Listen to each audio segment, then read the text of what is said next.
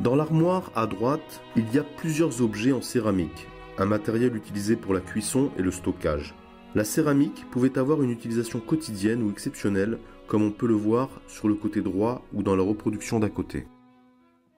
Dans la troisième vitrine, vous pouvez voir les éléments d'ornement, des colliers en pâte de verre, des bracelets et des broches pour tenir les vêtements.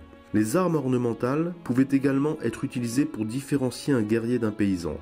Les poignards que vous voyez ici sont des poignards antennes, appelés ainsi à cause de la forme de la poignée.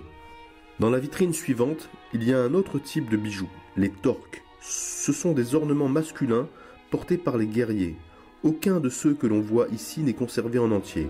Ces bijoux sont une utilisation exceptionnelle aux dates ou aux événements énumérés. En revanche, dans la vitrine suivante, nous trouvons un objet du quotidien, un moulin à main.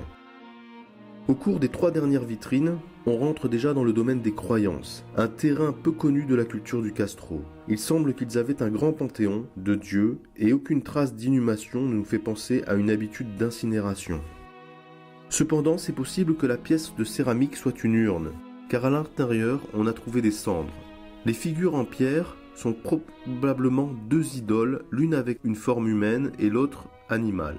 Sans aucun doute, le monde religieux de cette époque est une porte vers l'inconnu, même aujourd'hui.